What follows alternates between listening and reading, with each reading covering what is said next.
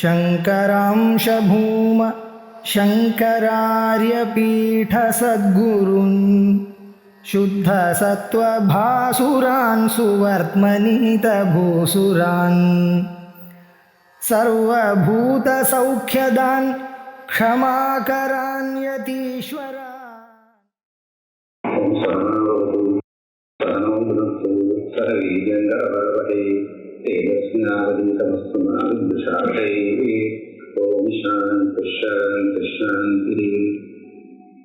தைத்திரியோபனிஷத் பாஷ்யவாக்கியம் பிரம்மவல்லியில 4வது பாகம். மந்திரார்த்தம் சாமானியமா பார்த்தோம். இப்போ அதுக்கு வாக்கியம் பார்க்கணும். பாஷ்யம் கொஞ்சம் தான் இருக்கு, அது பார்த்து வாக்கியம் பார்க்கணும். முதலே சொன்னது போல ஒரு கோஷத்தினுடைய ஸ்துதி அடுத்த கோஷத்துல ஆரம்பிச்சு, இந்த கோஷம் அடுத்த அனுவாகத்துல ஆரம்பிச்சு அதனுடைய அடுத்த கோஷத்தினுடைய நிரூபணம். அதாவது 3வது கோஷத்துல பிராணமய கோஷத்தை ஸ்துதி பண்ணி அதற்கு மேல மனோமய கோஷ ஸ்வரூபம் சொல்லியிருக்கு. இப்போ மனோமய கோஷத்தினுடைய ஸ்துதி எதுக்காக ஸ்துதி அப்படின்னா, ஒரு கிரேயை ஒன்று விதிச்சதுன்னா அதுக்கு வேதத்துல ஒரு ஸ்துதி. ஸ்துதினா அதை போற்றுவது, இது சிறந்தது, இது உயர்ந்தது அப்படின்னு ஏதாவது ஒரு நல்லதை பத்தி ஒரு 4 வார்த்தை சொல்லணும். அது அர்த்தவாதம்னு சொல்லுவாங்க. அது இருந்தாதான் அந்த விதி செல்லுபடியாகும். அர்த்தவாதம் இல்லாத விதி இருந்ததுன்னா என்ன பண்ணணும் அப்படின்னு ஒரு அதிகரணம் போட்டு, அர்த்தவாதம் இல்லைன்னா அப்போ அர்த்தவாதம் தப்பிக்கணும்னு போடுறது. ஏன்னா இது பிராசஸ்திய ஞானம்ன்றது விதிக்கு ரொம்ப முக்கியமானது. இது உயர்ந்த கர்மான்னு இருந்தாதான் அவன் அந்த கர்மா செய்வான். இப்போ நீ கண்டிப்பா பண்ணணும் அப்படின்னு சொல்றேன், அதனால என்ன லாபம்ன்றது சொல்லணும், இல்லைன்னா அவனுக்காக தெரிஞ்சுக்கணும். ஆக ஸ்துதி எல்லாத்துக்குமே இருக்கு. இது உபாசனையா விதிச்சதுனால அப்படி இருக்கு. ஆனா உபாசனையில தாற்பயம் இருக்கு, அதுவும் தெரிஞ்சு சொல்றேன். விதி இருக்கு, அதனால ஸ்துதியும் இருக்கு. இந்த உபாசனையில தாற்பயம் இல்லை. ஏன்னா இந்த பிரகரணமாக ஞான பிரகரணம் உபாசனை சொல்லக்கூடியதான பிரகரணம் இல்லை. நீங்க நடுவில் படித்ததான உபாசனைகளுக்கெல்லாம் அவாந்தர தாற்பயமும் பெருசா எடுத்துக்க வேண்டியது இல்லைன்னு முன்னாடியே பார்த்தோம். பாஷைக்குள்ள இந்த மாதிரி இருக்கு. ஆனா வேதம் எந்த கிரமத்துல போகுதோ அதே கிரமத்துல பாஷ்யம், அதே கிரமத்துல வாக்கியம் போயிட்டு நம்ம அப்படியே பார்த்துட்டு வரோம். ஏதோ வாசோ தந்தை அப்பிராப்திய மனசா தர, இதுக்கு என்ன பண்றாரு பாஷ்யம் பார்க்கணும். ஏதோ வாசோ தந்தை அப்பிராப்திய மனசா தர இத்தியாதி யதா யஸ்மாது, எதுல இருந்து வாசக நிவர்த்தந்தே, வாக்கு நிவர்த்தி அடைகிறதோ திரும்பி விடுகிறதோ, மனசா சக அப்பிராப்திய பிராப்தி நிவர்த்தந்தே, அதை அடையாமல் திரும்பி விடுகிறதோ, மனசா சக திரும்பி வரும்போது மனசையும் கூட்டு வந்துடுது. அப்படின்னா என்ன, வாக்கும் மனசும் எந்த ஒரு பொருளிடத்து செல்லாதோ. வாக்கு எங்கேயும் போவோம், நம்ம ஒரு விஷயத்த சொல்லணும்னு அப்படின்னு முயற்சி பண்ணோம்னா இமயமலை எவ்வளவு பெருசா இருக்கும் அப்படின்னு யாராவது கேட்டா இருக்கு. ஏதோ போய் தேடி கண்டுபிடிச்சு இத்தனை உயரம் இருக்கு, இவ்வளோ இருக்கும், 20 கிலோமீட்டர் நீளம், உள்ள அகலம், இது இப்படிலாம் இருக்கு ஏதாவது சொன்னாங்க. அது வாக்குனால நம்ம சொல்றது. அப்போ மனசுல ஒரு கற்பனை இருக்கு. பிரபஞ்சத்துல இருக்கிறதுக்கான எல்லா விஷயமும் வாக்குனால நம்மளால சொல்ல முடியும். அதுதான் நையாயிரம் சொல்ல சர்வத்தை அபிதேயத்துவம். எல்லாமே பிரமேயத்துவம் இருக்கு, அபிதேயத்துவம். அவைகள் கேவலான்மை அப்படின்னா அவ சாஸ்திரத்துல வச்சுருக்காரு. கேவலான்மைனா எல்லாத்தோடும் செய்யறோம். பிரமேயத்துவம் அறியப்படும் தன்மை, அந்த பொருளை நம்ம தெரிஞ்சுக்கலாம்.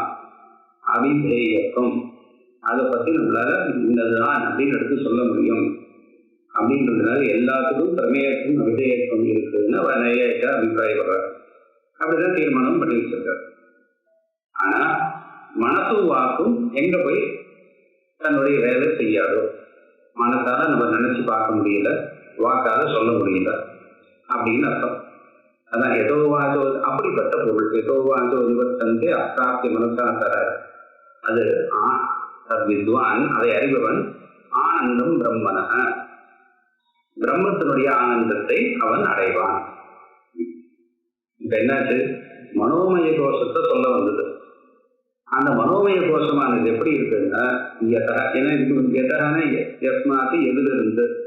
இப்போ நம்ம இந்த சொல்றோம்னா கருணாமா சொல்றதா இருந்ததுன்னா அதுக்கு முன்னாடி எந்த கூட பிரகிருதமா என்ன இருக்கோ அதைதான் எடுத்துக்க முடியும். இங்க மனோமய கோஷத்தை பத்தி கேட்கறதுனால எதை பத்தி பேசியிருக்கோம், மனோமய கோஷத்தை பத்தி கேட்கிறோம். அந்த மனோமய கோஷம் எப்பேற்பட்டது, வாக்கும் மனசும் அதை சொல்ல முடியாது. அது ஆனந்தம் பிரம்மம். அது பிரம்மத்தினுடைய ஆனந்தத்தை அவன் அடைகிறான். இந்த மனோமய கோஷத்தை உபாசனை பண்றவன்.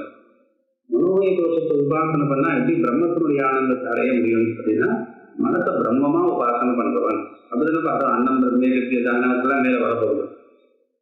மனத்தை பிரம்மமா பார்க்கறவனுக்கு அவனுக்கு இந்த மாதிரி வரும். இன்னொன்று பார்க்கணும், இந்த மனோமய கோஷம்னு சொன்னாலும் நம்ம எதை உபாசனை இரண்டி கற்பனை தான் உபாசனை பண்ணணும். மனோமய கோஷம்னா மனத்தத்துவன்றது வந்து இரண்டி கற்பத்தை செஞ்சது. அது புத்தி, அதுவும் அதேதான். அது ஒரு சின்ன வித்தியாசங்கிறது சொல்லப்படாது. அப்போ இந்த பிரம்மத்தை உபாசனை பண்றதுனால பிரம்ம பலம் கிடைக்கும். மனோமய ஆனந்தம் பிரம்மனோ வித்வான் விதேதி கதாச்சனேதி, எப்பொழுதும் அவன் பயத்தை அடைவதில்லை. பயம் எப்படி வரும்? விதியாத்வை பயம் போதி, தன்னை தவிர இன்னொரு பொருள் இருந்தால் பயம் வராது, இன்னொரு பொருள் இல்லைன்னா பயம் வராது. விதியாத்வை பயம் போகுதுங்கிறது பிரகராணிகம் சொல்றது. ஆனால் ரெண்டாவது பொருள் இல்லாதனால அது வை சப்தம் போகுது. அதுதான் பிரசித்தம். உபனிஷத்து வந்து விதியாத்வை பயம் பவதி அப்படிங்கிறதுனால ரெண்டாவது பொருள் இருந்தாலும் பயம். நம்ம நினைச்சுருக்கோம் தனியா இருந்த பயம் நினைச்சுருக்கோம். தனியா இருந்த பயம் கிடையாது. தனியா இருக்கும்போது நமக்கு ஏன் பயம் வருதுன்னா, நமக்கு தெரியாத பொருள் வந்து நம்மளை தாக்கிடுமோ, நம்மளுக்கு வந்து யுத்த பண்ணுமோன்றது நினைச்சுதான் நம்மளுக்கு பயம் வரும். தனியா இருக்கிறதுனால தனிமையில பயம் கிடையாது. நம்ம தனியா இருக்கிறதுனால சரி கூட ஒரு 4 பேர் இருந்தாங்கன்னா நமக்கு சகாயத்துக்கு வருவார். தனியா இருக்கிற ஏதாவது ஆபத்து வந்ததுன்னா நமக்கு கஷ்டம் வரும். வந்ததுன்னா நம்மளால காப்பாற்றிக்க முடியாதுன்னு தான் பயம் வரும். தனிமையினால பயம் வரல. ஆக விதியாகவே பயம் வருது. எந்த நிலைமையில நம்ம தவிர இன்னொன்று இல்லைன்னு ஒரு நிச்சயம் இல்லோ அப்போ பயம் இல்லை. கதாச்சனன்னு சொல்ற இது ஒரு சுவாரஸ்யம் சொல்றேன். ஏஷ சாரீராத்மா எப்பூர்வத்தை இதெல்லாம் பார்த்தாச்சு. இந்த பாஷைக்காரர் சொல்றாரு, ஏதோ வாதோ நிவர்த்தந்தே அப்பிராப்திய மனசாக இத்தியாதி. இத்தியாதி என்ன? இது ஸ்லோகம். முன்னாடி பாஷ்யத்தோட அண்மையம் பண்ண இத்தியாதி, இதுக்கு ஸ்லோகம். அதாவது ஸ்துதி பண்ணார். சரி, சத்திய பூர்வத்திய சத்தியன்னு மேல அடுத்தது போயிட்டாரு.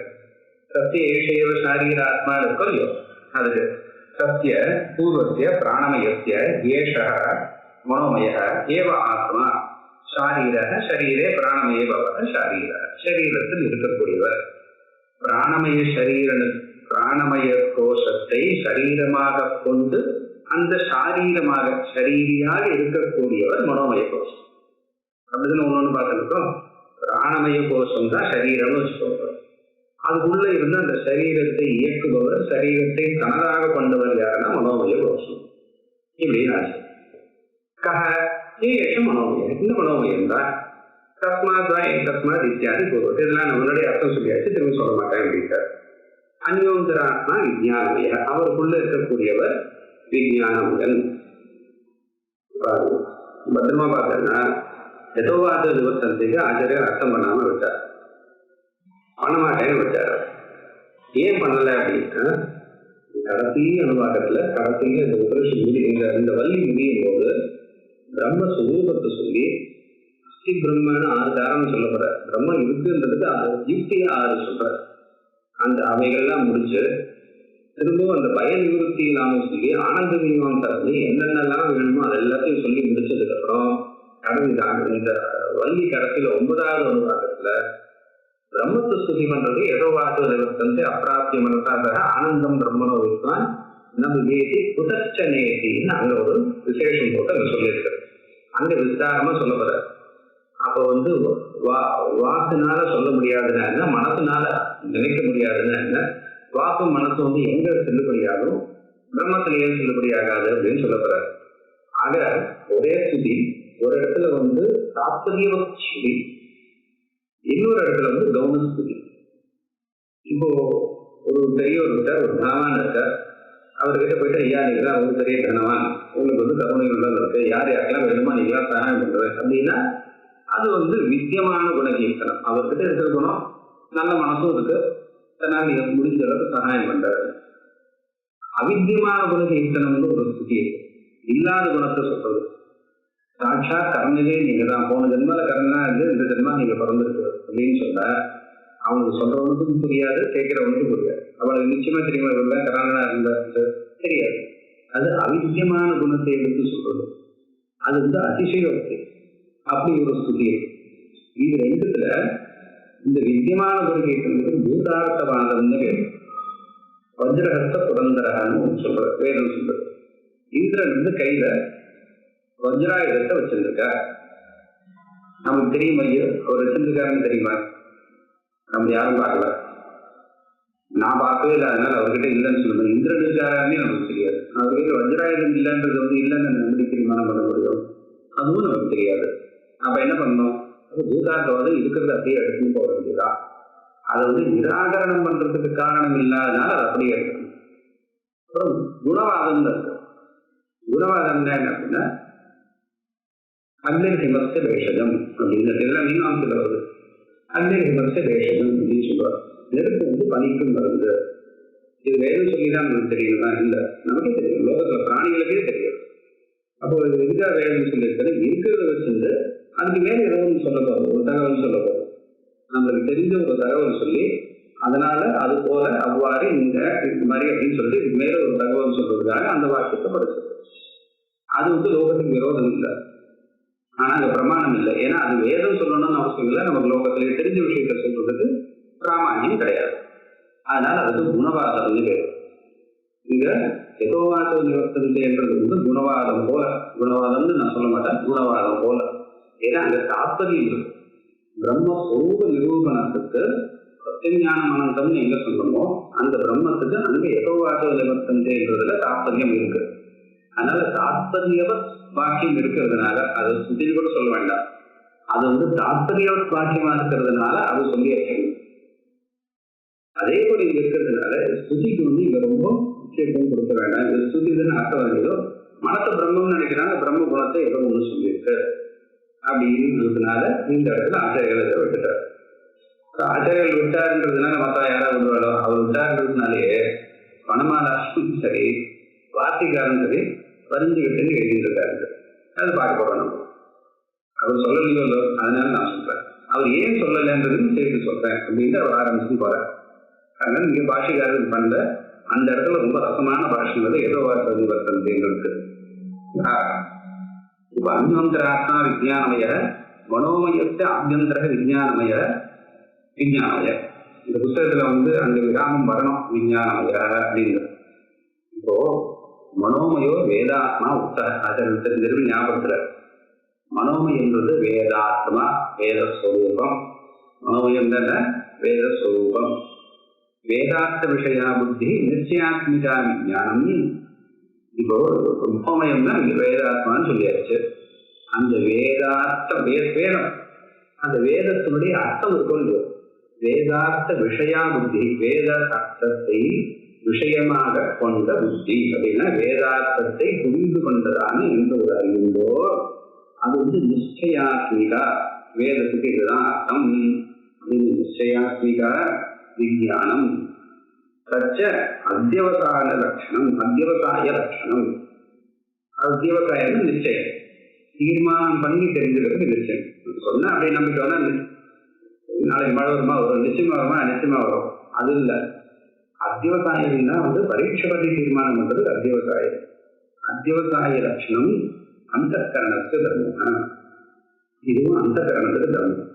அப்போ மனோமய கோஷம் அதுவும் அந்த கரணம் தான், விஞ்ஞானமய கோஷம் அதுவும் அந்த கரணம் தான். அப்போ எப்படி யோசிக்கிறது? ஒரு காரணம் இந்த ரெண்டு கோஷத்துல இருக்கா, இல்ல ஒரே காரணத்துல வந்து ரெண்டு கோஷம் உட்காந்துருக்கா? இப்போ இது எப்படி புரிஞ்சுக்கிறது அப்படின்னா இது ஒரு சந்தேகம் வந்தது நடுவில் வந்தது. அதையும் நிறுத்தி வந்த இப்போ மனோமய கோஷம் வேதாத்மா வேதாத்மான்னு சொல்றதுல என்ன தாற்பயம் அப்படின்னா 4 வேதம் செஞ்ச நம்ம மனசுன்ற அர்த்தத்துல இல்லை. ஏன்னா நம்ம மனசுல வேத பகிர்பூதமான அநேக எண்ணங்கள் வருது, சங்கல்ப விகல்பமா நிறைய வருது, லௌகிகமான எண்ணங்கள் தான் அதிகப்படியா வருது. அதனால மனசு முழுக்க வேதம் அப்படின்னா வேத பகிர்பூதமான விஷயங்கள்லாம் எங்க கொண்டு போய் போடுறது? அப்ப அதை நினைக்கிறது மனசு இல்லைன்னு ஆயிடும். அப்படி அர்த்தம் இல்லை. இங்க என்ன சொல்ல வந்திருக்கு அப்படின்னா 4 வேதாத்மகமாக எந்த ஒரு எண்ணங்கள் இருக்கோ அந்த கூட்டத்தை மனோமய கோஷமாக தியானம் பண்ணணும், உபாசனை பண்ணணும். அங்கதான் உபாசனைக்கு இது இருக்கு. எல்லா காலகிராமத்திலையும் மகாவிஷ்ணு இருந்தாலும் இங்க நம்ம வந்து பூஜையில வந்து எந்த வச்சிருக்கோமோ அவருக்கு தான் நிகழ்ச்சி, அவருக்கு தான் ஆராதனை. இல்ல கண்டகி நதியில இருக்கக்கூடிய எல்லா காலகிராமத்துக்கும் தான் அங்க போனா பாத்துக்கலாம். ஆனா இப்போதைக்கு நமக்கு வந்து இது ஒண்ணுதான் நமக்கு விஷ்ணு. இவருக்கு தான் போது நித்தியாராதனம் ஒருத்தருக்கு தான். அதுபோல எல்லாமே மனசா இருந்தாலும் நான் இங்க உபாசனை பண்ண வேண்டியது வேதாத்மாவாக இருக்கக்கூடியதான மனோவிருத்திகளுக்கு தான் நான் மனோமய கோஷம்னு வச்சுட்டு அதற்குள்ள இருக்கக்கூடியது விஞ்ஞானமய கோஷம்னு நான் பார்க்க வேண்டியது. அப்படி பார்க்கக்கூடிய இந்த நிச்சய ஞானத்தை நான் திரும்பவும் விஞ்ஞானமய கோஷம்னு பார்த்து அதற்குள்ள இருக்கக்கூடியது ஆனந்தமய கோஷம்னு பார்த்து அதுக்கு பிரம்மபுத்தம் பிரதிஷ்டான வரைக்கும் போகும். ஆக இதெல்லாம் அந்த பிரம்மபுத்தம் பிரதிஷ்டாவை கொண்டு போவதற்காக வந்த வழியை உபாய சோவதாராய நாட்டு வேத கஞ்சனன்னு நம்ம நிறைய சொல்லியிருக்கேன். அதனால இதெல்லாம் அதுக்காக தான் வந்ததே தவிர இது மற்ற பிரகடனங்கள் போல நம்ம சரீரத்துக்குள்ள என்ன இருக்கு அப்படின்ட்டு அந்த சட்டசங்கரத்தெல்லாம் படிக்கிற போல இத்தனை உருப்படிகள் இருக்குன்னு எண்ணிக்கை போட்டு நமக்கு காமிக்கிறதுக்காக இது கிளாசிபிகேஷன் சிஸ்டம் கிடையாது. இது வெறும் உபாசனை தான். அதனால சில விஷயங்கள் விட்டு போகும், சில விஷயம் ரெண்டு இடத்துல வரும். இந்த சந்தேகத்தை அவர் கேட்கின்றார், இப்படி இருந்ததுன்னா என்ன பண்றது அப்படின்ட்டு. தன்மைய நிச்சயம் அந்தகரண தர்ம அந்தகரணத்து தர்ம தன்மய அந்தகரணத்தை நிச்சய விஜானை பிரமாண சுரூபை நிர்வர்த்தித ஆத்மா விஜானம். அப்படிப்பட்டவர் விஜானமய எப்படி தன்மய நிச்சய விஜானை பிரமாண சுரூபை. நிச்சய விஜானம் அது பிரமாண சுரூபம், அது பிரமாணம் சுரூபம். அந்த பொருள் இப்படி இருக்கு, அது இந்த பிரமாணம், அதுதான் நிச்சய விஜானத்தை கொடுக்கும். கந்தவதி பிருத்வி சாதுதா அப்படின்னு படிக்கிற போது சட்டத்துல பிருத்வி என்பது வாசனையை உடையெடுப்பது. அது இரண்டு விதமா இருக்கு. நித்யா அனித்யா. நித்யான்றது பரமாணு வடிவமா இருக்கு, அனித்யான்றது காரிய வடிவமாக இருக்கு. இப்படிலாம் படிக்கிற போது அந்த ஸ்வரூபமும் சொல்றது கந்தவதி பிருத்வி லட்சணமும் சொல்லிருக்கு.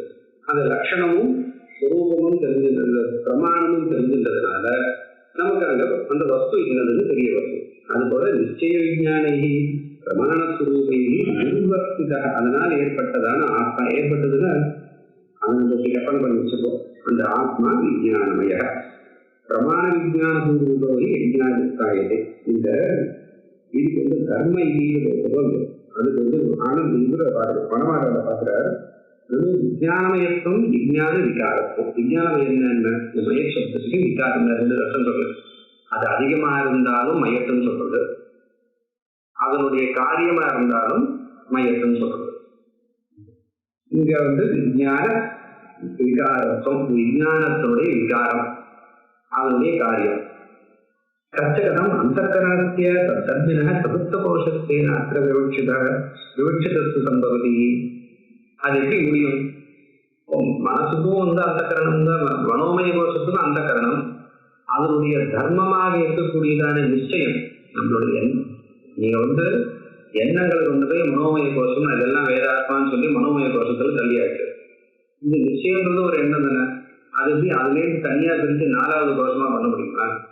அப்போ அது மூணாவது கோஷத்துல பாதி நாலாவது கோஷம்னு ஒரு மண்ண அப்ப எப்படி புரிஞ்சுக்கிறது அப்படின்னு கேட்டா அதுக்குதான் சொல்றேன் நிச்சய அப்படின்னு. பாஷையார் என்ன சொல்லியிருக்க, நிச்சய விஜானை பிரமாணஸ்வரூபை நிர்வர்த்திக்கிறார். அதுவும் ஞானம்தான், வேத விஷயமான ஞானம்தான். ஆனா எதுலாம் நிச்சயமா இருக்கோ அதை நம்ம விஞ்ஞானமய கோஷம்னு பார்த்துக்கிறது நல்லது. ஏன்னா உபனிஷத்து அப்படி சொல்லியிருக்கு. அதுக்கு பதில் சொல்றாரு வனமாலாக்காரர் உபபத்தி சொல்றாரு, எத்யபி மனோமய கோஷோபி அந்தக்கரணமேவ. அது சந்தேகமே இல்லை. நம்ம மற்ற உபனிஷத்துக்களையோ பிரகரணங்கள்லையோ புரிஞ்சின்றதுலாம் ஒன்றும் தப்பு கிடையாது. மனோமய கோஷோபி அந்தக்கரணமே அப்படின்னா என்னாச்சு? அபிசப்தத்தினால விஞ்ஞானமய கோஷமும் அந்தக்கரணம் தான். இது ரெண்டுமே அந்தக்கரணம் தான். அந்தக்கரணத்தோடு நீங்கள நம்மளுடைய ஞானேந்திரியங்கள்லாம் இருக்கும் இல்லையோ அதெல்லாம மனோமய கோஷத்துக்குள்ளதான் வரும். கர்மேந்திரியங்கள்லாம் பிராணமய கோஷத்துக்குள்ள வரும். அதெல்லாம் நம்ம விட்டோம், தேவையில்லை. இந்த இடத்துக்கு இது தேவையில்லை. எதை பார்க்க சொல்லியிருக்கோ அது வரைக்கும் பார்த்தா போதும். திடீர்னு மனோமய கோஷோபி அந்தக்கரணமேவ ததாபி சம்சய விருத்தி அவஸ்தம் அந்தக்கரணம் மனோமய. அந்த சம்சய விருத்தி இருந்ததுன்னா இதுவா அதுவா அப்படின்னு நம்ம ஆசைப்படுறோம். அந்த நிலையில இருந்ததுன்னா அதுக்கு மனோமயம் பேரு. நிச்சய விருத்தி அவஸ்தம் அந்தக்கரணமே விஞ்ஞானமயம். இதுதான் தீர்மானம் பண்ணா அது விஞ்ஞானமயம். இது அவஸ்தா வேதேன வேத இது பாவக அப்படின்னு சாமான்யமா நம்ம மேலோடு படிக்கும்போது வர சந்தேகத்துக்கு பாஷைக்காரர் என்ன நினைச்சிருக்கணும், இந்த விஷயங்கள்லாம் பிரகரணங்கள் நிறைய சொல்லியாச்சு. அவள் விசாரம் பண்ணி மற்ற சாஸ்திரம் இல்லாமல் படிச்சுட்டு பாஷ்யம் படிக்க வருவா. அவளுக்கு இதுல சந்தேகம் வராது அப்படின்னு தீர்மானம் பண்ணி எழுதிட்டார். அந்த அளவுக்கு மற்ற இடத்துல முயற்சி பண்ணாமல் நேரடியா பாஷ்யம் வரவாருக்கு ஐயோ பாஷ்யம் தப்பா எழுதிட்டாரோ பாஷ்யம் சரியா சொல்லலையும் சந்தேகம் வரக்கூடாதுன்றதுக்காக கோணமாலாக்காரர் இதை எடுத்து தனியா ஸ்பஷ்டமா சொல்லுவார். அதுதான் இந்த வியாக்கியானத்தினுடைய சிறப்பு. தைத்திரிய பாஷ்யம் படித்தா வனமாலாவோட படிச்சதா கணக்கு. இது ரெண்டும் படித்தாலே வனமாலா சகிதமா தைத்திரிய பாஷ்யமும் வார்த்திகமும் படித்தாலே நிறைய விஷயங்கள் வேதாந்தத்துல மற்ற கிரந்தங்கள்லாம் வேண்டான்னு சொல்லப்படும். ஏன்னா அங்க இருக்கிறது எல்லாத்தையும் இங்க யுக்தியோட சேர்ந்து சொல்லிட்டு வர. ஒரு தடவை ஜன்மால வனமாலாவோட தைத்திரியம் படிச்சே ஆகணும் வேதாந்தம் படிக்கிறேன்னு சொல்லுவார். இப்போ திரும்பி மூலத்திலே வரும். நிச்சய விஜானவதோகி கர்த்தவியேஷு அத்தியேஷு பூர்வம் யா சப்தா உற்பத்தியே தான் சர்வகர்த்தவியானாம் சாதமியாது சிர இவ சிர. என்ன சொல்ற? தத்து சப்தைவ சிரகன்னு படிச்சோமோ இல்லையோ. அந்யோந்தராத்மா விஜானவே தேனேஷ பூர்ண பிரவாயேஷ புருஷ வேத ஏவ தத்து புருஷ வேதத்தான் இதுதான் அர்த்தம் சொல்லியாச்சு. அன்மயம் புருஷ வேத சத்திய சத்தியகத்திய விஜயானம் சத்திய. இந்த விஜயானமய கோஷத்துக்கு ஸ்ரத்தைவ சிரக. அதுக்கு சிரஸ் என்னப்பா? ஸ்ரத்தா. ருதம் தட்சிண பட்ச. தட்சிண பட்சம் என்ன? ருதம். சத்தியம் உத்தரபட்ச. அதனுடைய இடது கையானது சத்தியம். இந்த ருதம் சத்தியம்னா எங்க இருக்கு? முதல்ல சொல்லிருக்கோம். சன்னோமித்திருதம் வரணும் இருக்கிறதுன்னு சொல்லிட்டு வரும். ருதம் சத்தியம்னு திரும்ப சொல்லப்படுறாரு. யோக ஆத்மா அது வரப்போகுது. அத நிச்சய விஞ்ஞான கர்த்தவியேஷு பூர்வம் யா சப்தா உற்பத்தியே. இதுதான் பண்ணணும்னு நமக்கு ஒரு நிச்சயம். நாளைக்கு இந்த காரியம் நம்ம பண்ணணும் அப்படின்னு ஒரு தீர்மானம் பண்றோம். நாளைக்கு இந்த ஆரம்பிச்சு சுந்தரகாண்டம் பாராயணம் பண்ணலாம் அப்படின்னு தீர்மானம் பண்றோம்னு வச்சுக்கோங்க. இதெல்லாம் பஞ்சாங்கெல்லாம் பார்த்தாச்சு. சரி நாளைக்கு நாள் நல்லா தான் இருக்கு, இந்த விதமும் எல்லாம் முடிக்கலாம், ஞாயிற்றுக்கிழமையாகவும் இருக்கு, நாளைக்கு சுந்தரகாண்ட பாராயணம் ஒரு ஆவர்த்தி பண்ணுவோம் அப்படின்னு நிச்சயம் பண்ணும்போது இல்லையோ அது விஞ்ஞானமய கோஷம். அது பண்ணும்போது அந்த கர்த்தவியமான நாளைக்கு செய்ய வேண்டிய நாட்டு சரி காத்தரை எழுந்துக்கும் போது இந்த வாரம் அடுத்த வாரம் ஒன்றா பார்த்துக்கலாமோ, கொஞ்ச நேரம் தூங்கலாமோ, ராத்திரி ரொம்ப நேரம் ஆச்சு அப்படின்னு பார்த்து போக சொல்லாம ரெண்டாவது ரொம்ப நேரத்துக்கு பண்ணிதான் ஆகணும், அனுமதி காத்துருவார் அப்படின்னு எழுந்து பண்றவங்க அதுக்கு ஸ்ரத்தா. கர்த்தவியேஷு பூர்வம் யா ஸ்ரத்தா உற்பத்தியே. ஏன்னா ஸ்ரத்தா இருந்தாதான் அந்த செயல் வரும். ஸ்ரத்த இல்லைன்னா சந்தியாவந்தனமே கிடைப்படும். சர்வ கர்த்தவியானாம் ஆதம்யாத். செய்ய வேண்டிய எல்லா செயலுக்கும் முதல்ல ஸ்ரத்தா இருந்தது. ஸ்ரத்த இருந்தாலும் ஒரு காரியம் நடக்கும், இவனால் ஒரு காரியம் பண்ண முடியும். பிராதம்யாது சிரைவ சிர. அது சிறப்பு சொல்ல ருதபத்தியே வியாக்கியாதே ஏவ பாஷிகாரர் சொல்றார். ருதம்னா என்ன சத்தியம் தானே திரும்பி கேட்கக்கூடாது. நான் ஏற்கனவே வியாக்கியானம் பண்ணிட்டேன். இங்க பாருங்க, ஏதோ வாச்ச நிவர்த்தந்தேன்றது பிரதீகம் எடுத்துக்கார். பிரதீகம்னா மேல மூலம் இருக்கும் வியாக்கியானம் பண்ணுறவா நான் இந்த பாகத்துக்கு வியாக்கியானம் பண்றேன் அப்படின்ட்டு நம்ம சப்டைட்டில்னு சொல்லும்போது அந்த மாதிரி எடுத்து போறது பிரதீகம். இப்பதான் நமக்கு இந்த பிரிண்டிங் இதெல்லாம் இருக்கிறது, அண்டர்லைன் பண்றது, இந்த மாதிரி விவகாரங்களை இப்போ வச்சுருக்கோம். அந்த காலத்துல இந்த எழுத்தான விஷயம் எழுதும்போது அவளுக்கு அந்த ஒரு வேத பற்றி காட்டுறதோ இதெல்லாம் கிடையாது. நல்லா யோசிச்சு பாருங்க, சம்ஸ்கிருதத்துல இந்த பங்க்சுவேஷன் கான்செப்டே கிடையாது. அது நம்ம புத்தகங்கள்ல இப்ப நம்ம சௌகரியத்துக்காக இப்ப பின்னாடி வந்தா போட்டுக்க 1903-4 அந்த சமயத்துல அப்போ அச்சுல வந்த புத்தகம்லாம் இந்த இதுல இருந்து மேனுஸ்கிரிப்ட்ல இருந்து பார்த்து போன புத்தகங்கள்லாம் அந்த பூமிக்கெல்லாம் படிச்சா அந்த எடிட்டர் பெரிய காரியமா சொல்லியிருப்பாரு. நான் இப்போ ஆதுனிகமாக படிக்கிறவாளுக்காக இவ இந்த மற்ற புத்தகங்கள்லாம் படிச்சு பழகினதுனால இவாளுக்கு தகுந்தா போல அங்கங்க நான் அந்த சின்னங்கள்லாம் போட்டிருக்கேன். அதாவது ஃபுல் ஸ்டாப் வச்சிருப்பாரு, அங்கங்க பேராகிராஃப் வச்சிருப்பாரு. அதை பெரிய சாதனையா பேசியிருப்பாரு. ஏன்னா அவெல்லாம் அப்படி இல்லாம படிக்கிறோம். இந்த மாதிரி நமக்கு இது போட்ட இந்த கமாவோ ஃபுல் ஸ்டாப்போ இல்லை கொட்டேஷனோ அதெல்லாம் எதுவுமே கிடையாது. கோலச்சூரியெல்லாம் அந்த மேனுஸ்கிரிப்ட் பார்த்தா அப்படிதான் இருக்கும். அதை படிச்சு புரிஞ்சுது. அது ஒரு சில கையெழுத்துலாம் பார்த்தா அது கையெழுத்தா தலையெழுத்தான்ற மாதிரி இருக்கும். அதை படிச்சு புரிஞ்சுட்டு அவ்வளோ வாக்கியார்த்தம் சொல்லி அதுக்கு மேல வியாக்கியானங்கள் பண்ணி அவெல்லாம் அப்படி வந்தா அப்படி இருக்கும். எது சொல்றாங்கன்னா இந்த இதுக்கு பிரதீகம் எதோவாச்சோ நிவர்த்தந்தேங்கிறது ஆச்சாரியர்கள் அது இடத்துல பிரதீகம். அங்க வாக்கியம் என்ன எதோவாச்சோ நிவர்த்தந்தே அப்பிராப்திய மனசார இத்தியாதி இத்தியாதிக்கு வாக்கியம் பூர்த்தியாக அது பிரதீகம். இத்தியாதி மந்திரத்திய அத்திர வியாக்கியானம் கரோமி அப்படின்னு அபிப்பிராயத்தில் இத்தியாதி இருக்கிறது. சத்திய பூர்வத்திய அப்படின்னு என்ன ஈக்குவல் டு பிராணவியத்திய இதெல்லாம் நம்ம மனசுல ஏற்றிக்கிறோம். ஏன்னா மற்ற விஷயம் படிச்சுட்டு இங்க வந்ததுல எதுக்கு சொல்றாங்க அப்படி சொன்னவர் இந்த ரிதம் சத்தியம்ன்றது விட்டுருக்கலாம். ஒண்ணு ஒரு 2 வரி எழுதுறவர் ரிதம்னா இதுக்கு முன்னாடி சொல்லியிருக்கேன்னு எழுதலாம். இல்ல தக்காம விட்டுட்டு போயிருக்கலாம். அங்க வியாக்கியானம் பண்ணல பிரத்யேகமா எடுத்துட்டு சொல்லப்படல எதுவாக நிவர்த்தந்தேக்கு நான் பின்னாடி சொல்றேன் அர்த்தம் கவலைப்படாதுன்னு கூட ஒரு உறுதிப்பாடு எதுவுமே கொடுக்கல. அவர் வாட்டு சொல்லிட்டு போயிட்டே இருக்காரு. நேரம் சத்திய பூர்வத்தின்னு சொல்லிட்டு அர்த்தம் சொல்றாரு. இங்க அந்த ரிதம் சத்தியம்ன்றத சொல்லி இதுக்கு நான் ஏற்கனவே அர்த்தம் பண்ணிருக்கேன் அங்க போய் பார்த்துக்கோ அப்படின்ற எங்க பண்ணிருக்காருன்னா இந்த சன்னோமித்ர ரிதம்னா யதாசாஸ்திரம் யதா கர்த்தவியம் புத்தோ சுபரிநிச்சிதம் அர்த்தம். சத்தியம்னா அதையே அனுஷ்டானம் பண்ணும்போது சைவ வாக்காயாபியாம் சம்பாத்தியமான அப்படின்னு 2 அர்த்தம் சொன்னார். ரிதம்னா நம்ம சாஸ்திரத்துல இது இவ்வாறு செய்ய வேண்டும் எனக்குரியதான் நிச்சயமான புத்திக்கு ரிதம் கிடையாது. அது செயல்படுத்தும் போது வரக்கூடியதான அறிவு இல்லாம காரியம் பண்றோம். அறிவு இருக்கோ அந்த அறிவுக்கு சத்தியம்னு கேட்கும். அதனால ஆசிரியர் இங்க சொல்றாரு.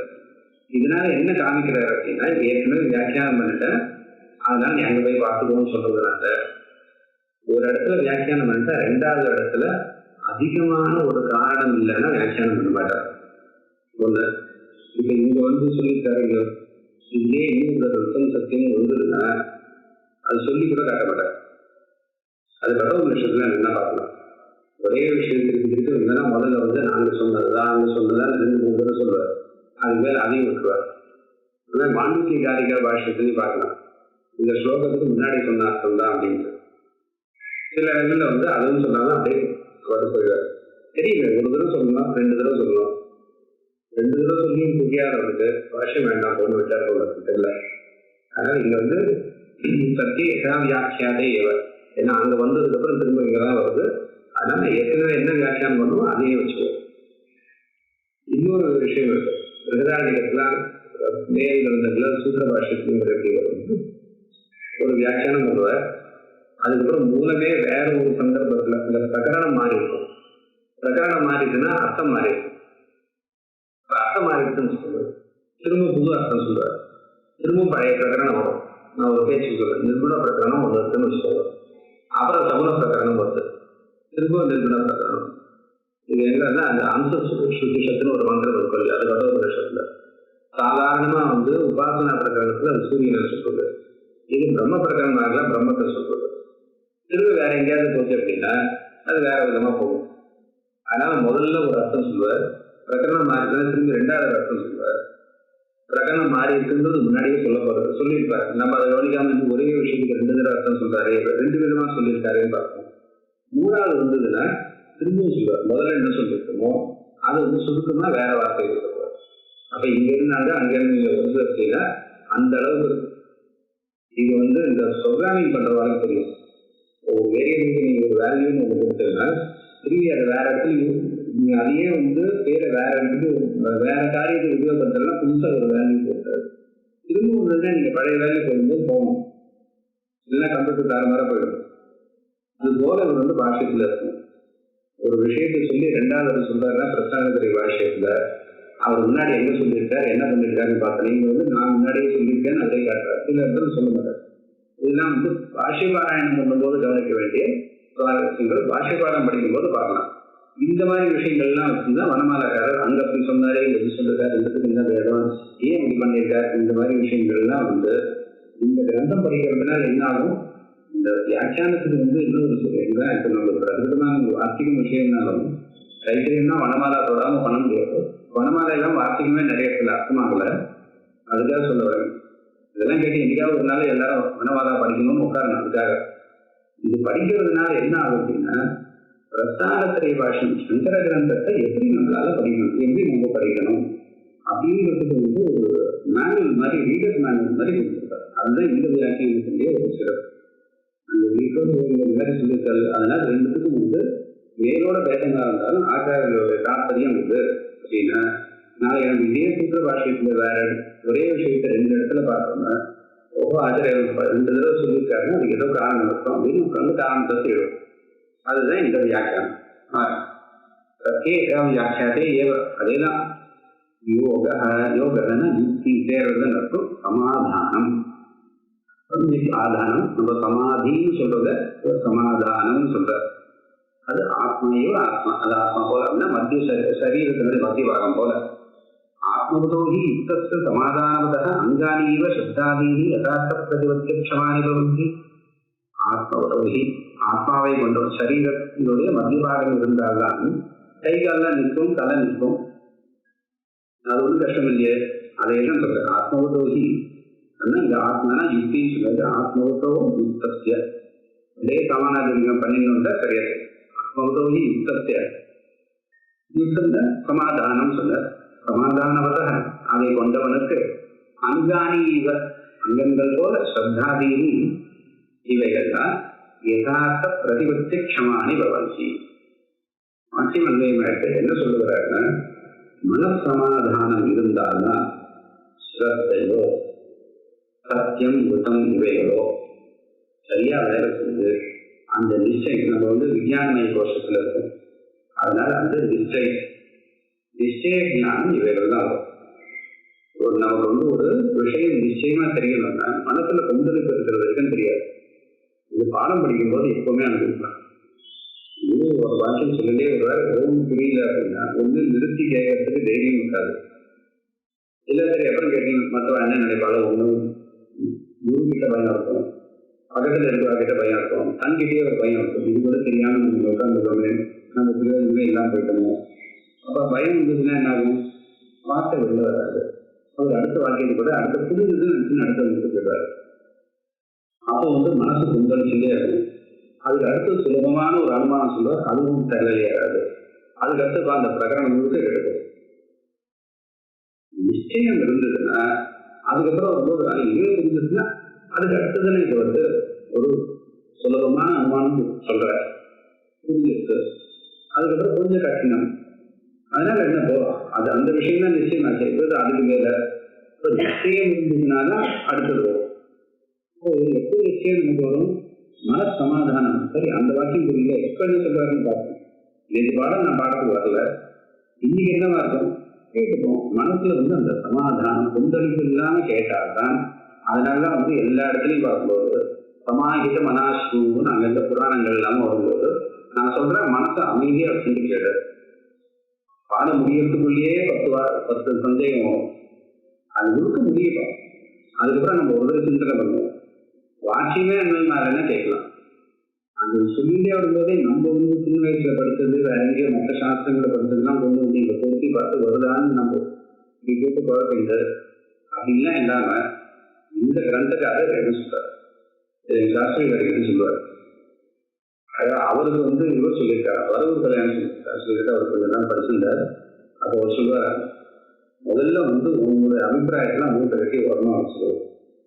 கிரந்தக்காரர் என்ன சொல்றாருன்றது அவர்கிட்ட சண்டை போடாம மனசுல வாங்கிக்கோ, அதுக்கப்புறம் நீ ஆத்துல போய் எல்லாரும் சண்டை போட்டுக்கோ அப்படின்னா.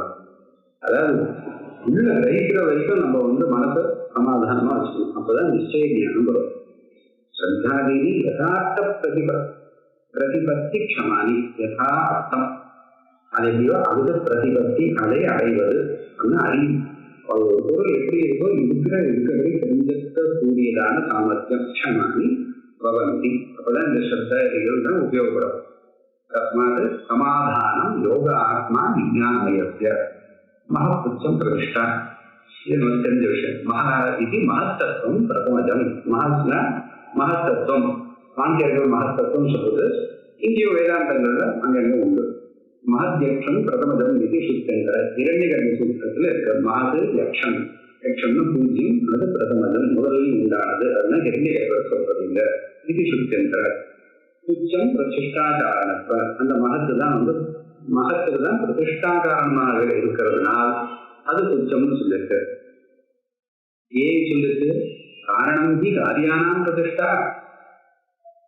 வேதாந்தத்துக்கு வேண்டியதான விஷயங்கள்லாம் சாதாரணமா சொல்லிட்டு வர காரணம் தானே காரியத்துக்கு பிரதிஷ்டையா இருக்கு. பிரதிஷ்டை இருக்கும், அதை தங்கத்தை இடம் கொடுக்காது. காரணம் இல்லாம காரியம் இருக்காது, மண் இல்லாம குடம் இருக்காது, தங்கம் இல்லாம வளையல் இருக்காது. இது வேதாந்தத்தில் கேட்டு வருமோ இல்லையோ, அதனால நீங்க பிரசித்தமா சொல்லி வர. இதை சொல்லி சொல்லி நம்ம மண்டையில ஏற்றிட்டாருன்னா சூத்திர பாஷ்யம் படிக்கும்போது அங்க என்ன அனுமானம் சொல்றாருன்னு இருக்குமே, இது போய் எப்படி இருக்குன்னு நமக்கு தெரியாது. இது எதுக்காக சொல்றாருன்னா இது யுக்தியா சொல்றாரு. இதுல ஒரு சுவாரஸ்யம் இருக்கு. காரணம் ஹி காரியானாம் பிரதிஷ்டா அப்படின்றதுல நமக்கு காரியக்காரர் விவஸ்தவாதம் சொல்லுவார். அனன்யத்துவம் ஆரம்பர சப்தாதித்யன்னு சொல்றதுனால காரியமும் காரணமும் அனன்யம். காரியம்ன்றது காரணத்தை தவிர வேறு இல்லை. ஐக்கியம் அனன்யம். அனன்யம் இது அபேதம் பூமக அபேதம் பூமக இது வேதம் யாசேதாமக பாரதிக்காரர் சொல்ல. இது நாங்க அபேதத்தை சொல்லல, மண்ணும் படமும் ஒன்றும் சொல்ல வரல. ஆனா வேதம் யாசேதாம வேதம் இல்லைன்னு சொல்ல வரோம். ஐயா ரெண்டு ஒண்ணுதானே, ஒன்று இல்லை அப்படின்றாரு. அது அங்க வரும்போது அந்த பாடத்துக்கு வந்தால் அது உண்டு. இவர் எதுக்காக சொல்ற அனந்தி காரியானாம் பிரதிஷ்டான்னு சொல்றதுனால அந்த அனன்யத்துவத்தை சொல்ற. வேற மதம் இருக்கு, அவ உற்பத்திவாதம். காரணம்ன்றது முழுக்க நாசம் அடைஞ்சதுக்கு அப்புறம் காரியம் புதுசா உண்டாது. நானுபமிருத்திய பிராதுர்பாவா. அனுபமிருத்திய உபமிருத்தியன நாசம் செய்து அனுபமிருத்திய அதை நாசம் செய்யாமல் பிராதுர்பாவா பிராதுர்பாவ அனுபமிருத்திய பிராதுர்பாவ. ஒரு வாழை கொலையில போனா ஒரு புதுசா ஒரு வாழை மரம் உண்டாகுதுன்னா முதல்ல இருக்க மரம் நாசமானாதான் இது வரும். அதாவது இது வந்துச்சுன்னா அது போக போகுதுன்னு மண்ணுன்ற விவகாரம் போனாதான் குடம்ன்ற விவகாரம் வருது. நம்ம சொல்ற விஷயம் தான் அவனும் சொல்ற போகுதான் அப்படி சொல்ற. நானுபமிருத்திய பிராதுர்பாவா அப்படின்னு சொல்லிட்டு அதனால கடம்ன்றதும் மிருத்துன்றதும் அவ ஒரு விதமா மிருத்து இது போய் அது வருதுன்ற இதை கண்டனம் பண்றதுக்காக தான் பிருகதாரண்ய பாஷ்யத்துல ஒரு 3 பக்கம் எழுதியிருக்காரு. அதுக்கு பேரே கடபாஷ்யம். அதை தாண்டிட்டான்னா அவனுக்கு பிருகதாரண்யம் புரிஞ்சுக்கிறதுக்கு வாய்ப்பு உண்டு. கடபாஷ்யம் ஒருத்தன் சரியா புரிஞ்சுட்டானேன்னா அதுக்கு மேல அவனுக்கு பிருகதாரண்ய பாஷ்யம் புரிஞ்சுக்கிறதுக்கு ஒரு வாய்ப்பு இருக்கு.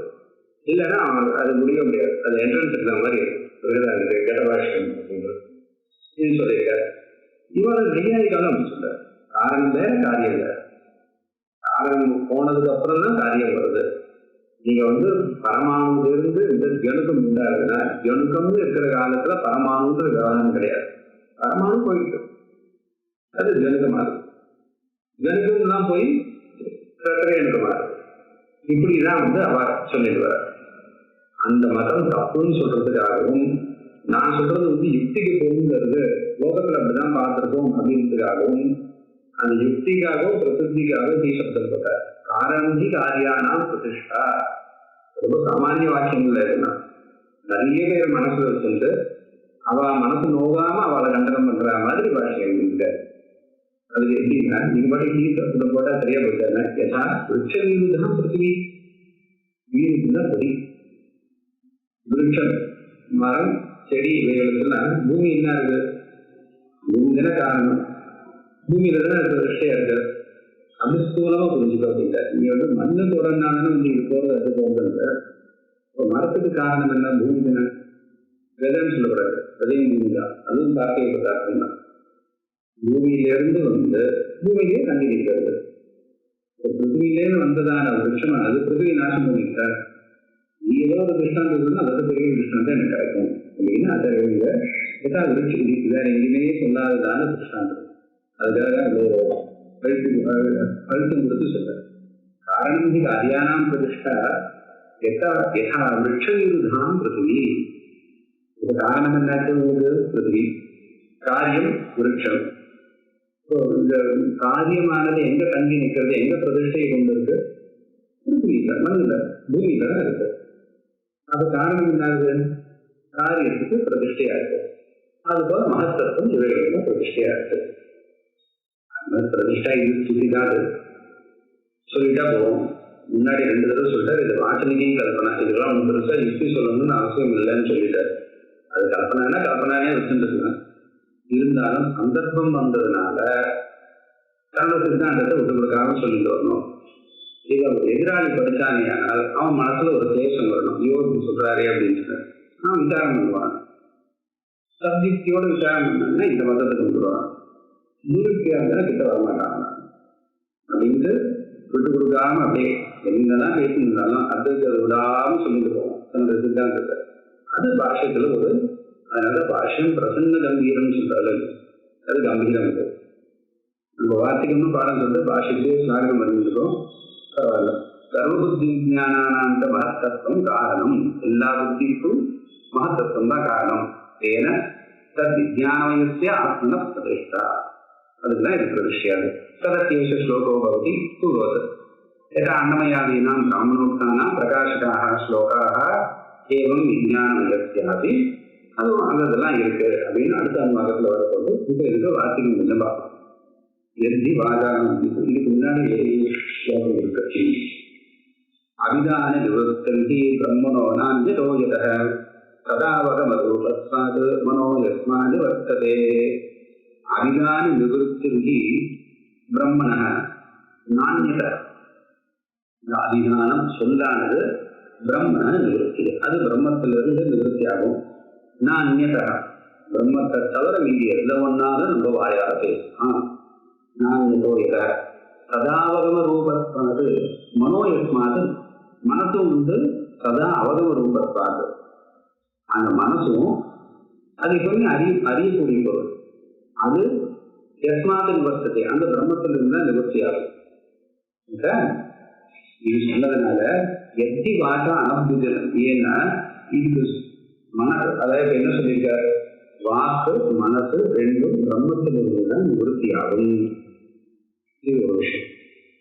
அது எப்படிப்பா அவங்க கண்டுபிடிச்சேன்னா எத்தி வாசானபுஜனம் ஏதவாக யுத்ததே ததேவ பிரம்மத்துவம் யுக்தி ஏதம் எதிரும் வாசதே அப்படின்னு சேனோபனிஷத்து.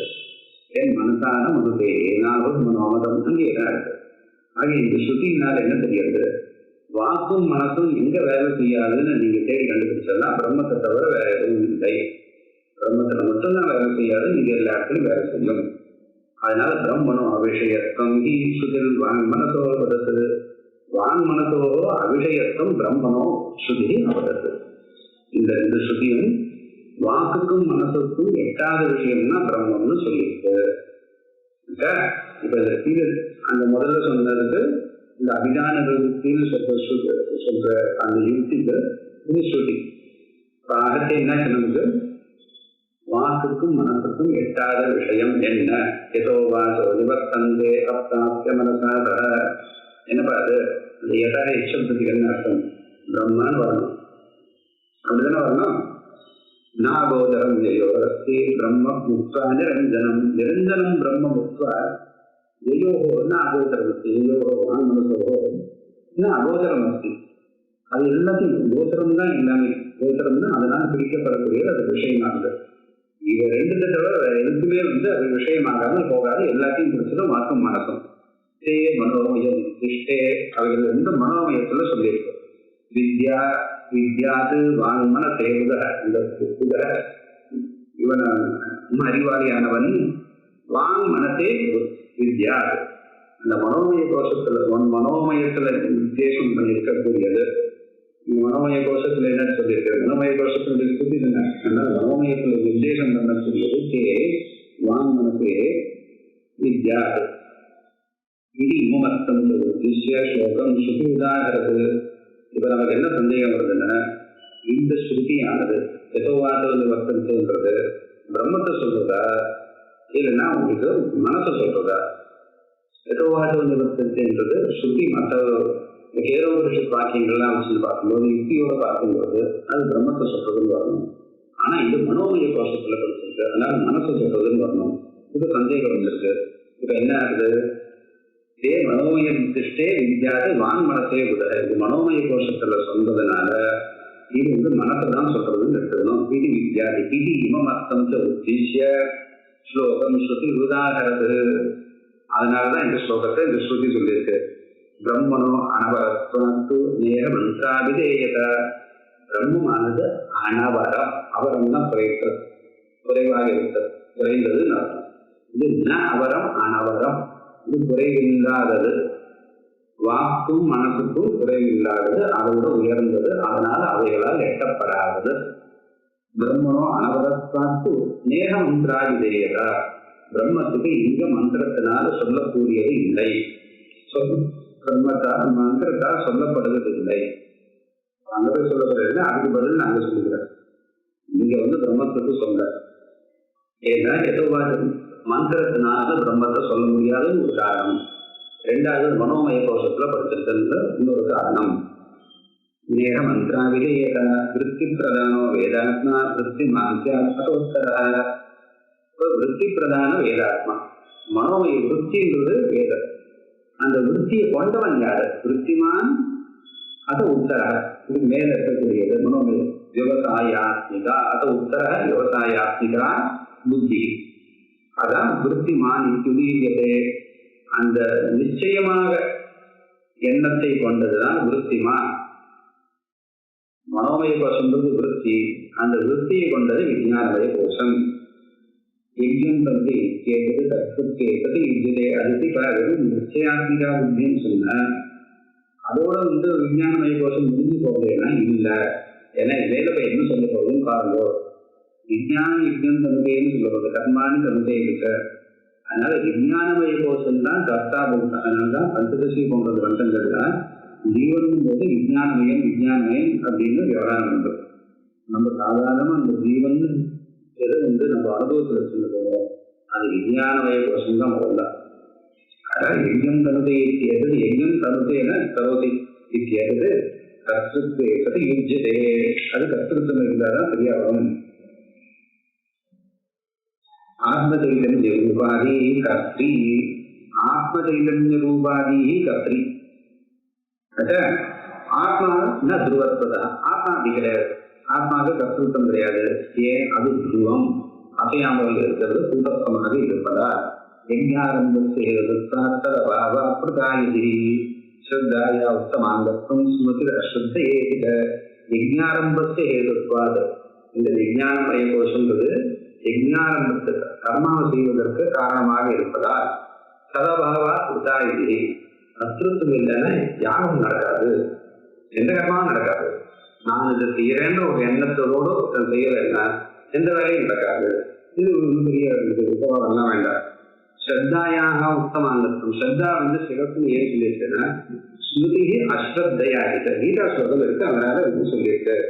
அஸ்ரத்தையாகதம் தத்தம் தபஸ்தம் தத்துதம் எது அசதிச்சதே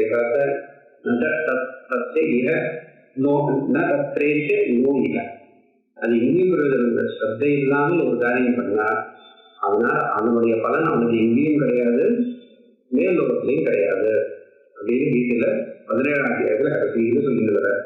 அதனால ஸ்மிருதியை நான் அந்த ஸ்மிருதி வசனத்தை வச்சு இங்க ஸ்ருதி சொல்றது அப்படிங்கிற. அப்படி இல்லை, ஸ்ருதி வச்சுதான் ஸ்மிருதி வந்தது. அது புரிஞ்சுக்கிறதுக்காக அப்படி சொல்ற. ஸ்மிருதி அஸ்ரத்தையா ஆக்கிட்ட சத்தியம் தீஸ்வதி. ஏன்னா ஸ்ரத்தா சிரஸ்ன்னு சொல்றதுக்கு முகப்பத்தி சொல்லணும்னு அவசியமே கிடையாது.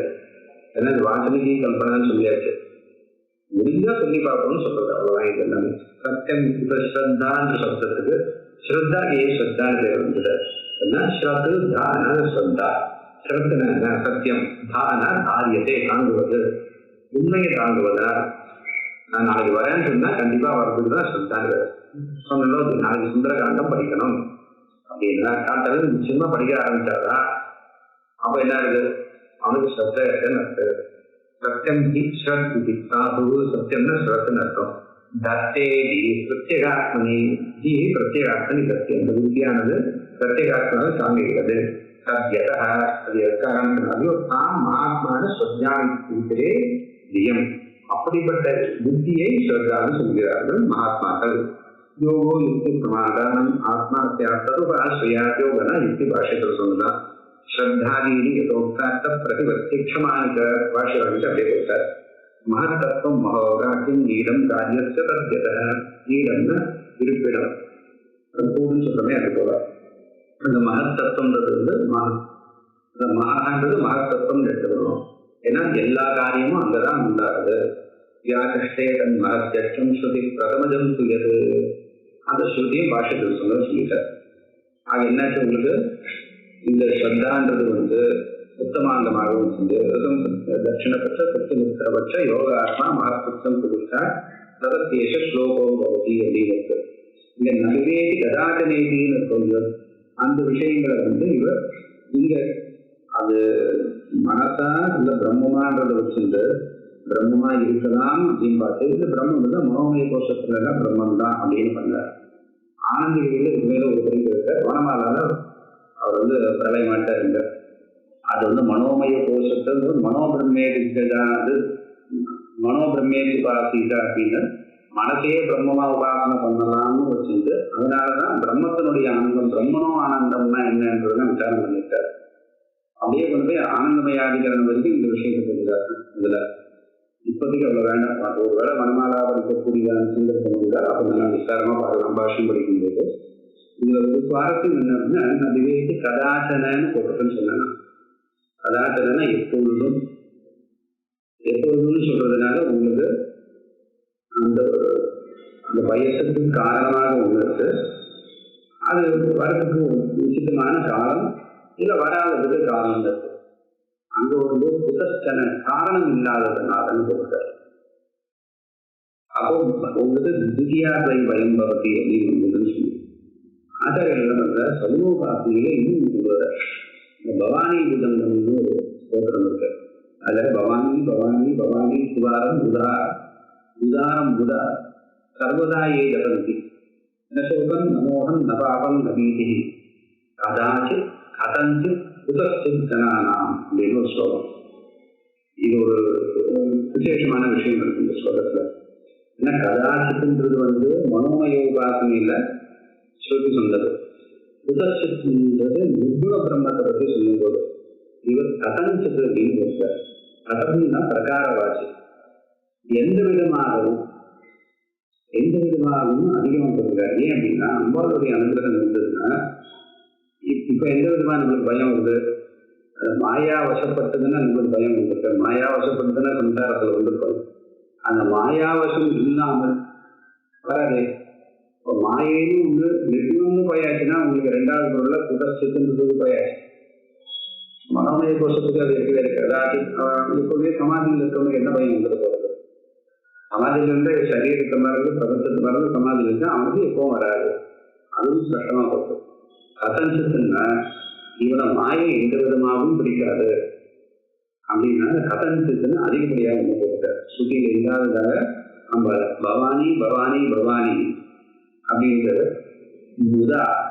உதாரம் சர்வதா 3 முறை அப்படின்னு போட்டிருக்காரு. திருவானம்னு போட்டு சர்வதான்னு போட்டிருக்காரு. எப்பொழுதும் யார் ஜபம் பண்ணுகிறாங்க அப்படின்னு.